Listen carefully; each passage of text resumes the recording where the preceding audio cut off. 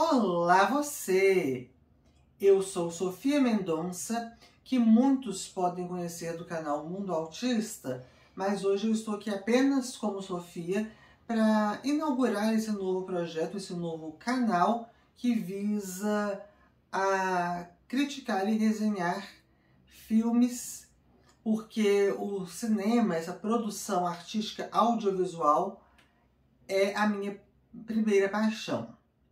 Então, para começar esse novo projeto, eu acho que não havia nada mais adequado do que o live action da Barbie, concluindo então que este é um dos filmes que mais tem chamado a atenção tanto da crítica especializada, mas também do público em geral.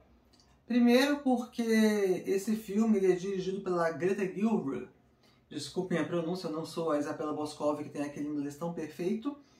Mas ela é uma diretora que eu admiro muito desde que ela fez Lady Bird, que já o primeiro filme dela como diretora, ela foi indicada ao Oscar na categoria Melhor Direção.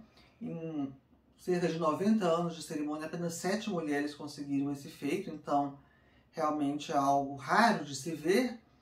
E ela tocou naquele filme com uma análise cotidiana e também com uma sensibilidade para explorar o universo feminino.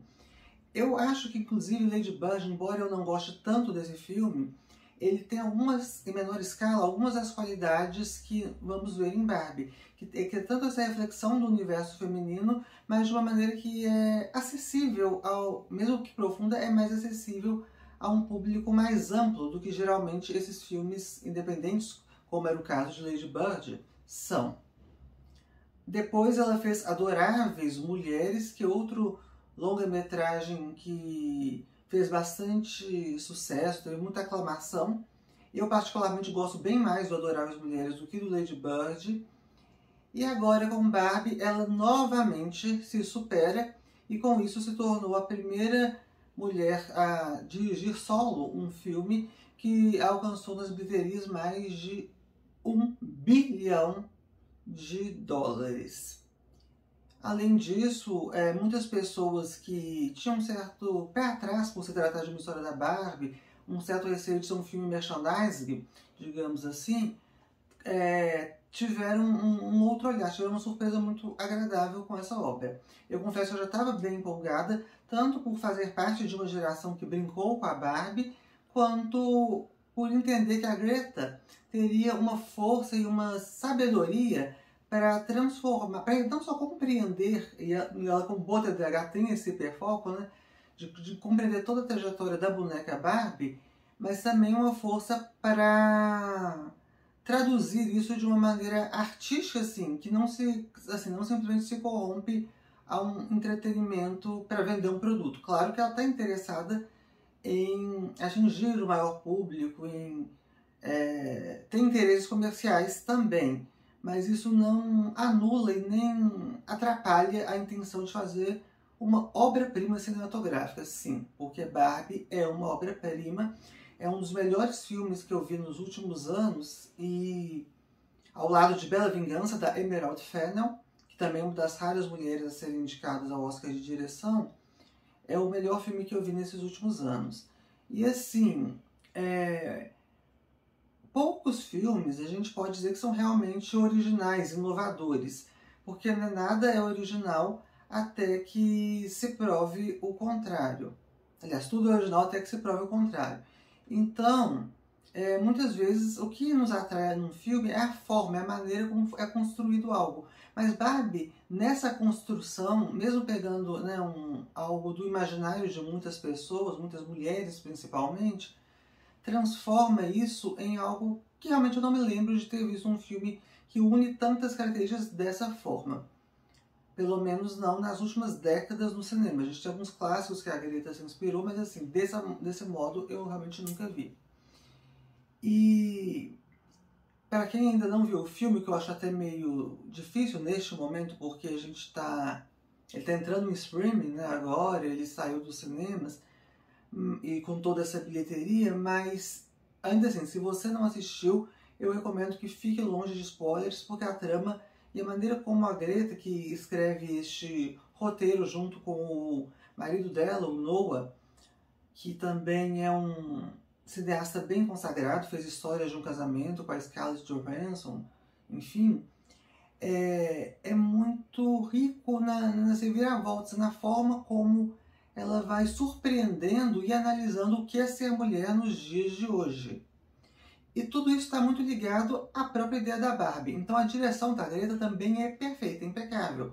Porque assim, ela cria um deleite visual de um filme que acompanha então toda essa complexidade, toda essa transformação, todas essas facetas de uma boneca ao longo desse tempo todo. Tudo está no visual, nas personagens, nos figurinos, na própria direção de arte, que faz sentido naquele universo, não incomoda assim como algo que, tipo assim, dá até enjoo de assistir, tipo aquele filme Cats, que, enfim, eles erraram a mão nesse sentido de falta de realismo. Lá a gente sabe que é algo artificial, mas que funciona naquele contexto, no caso de Barbie.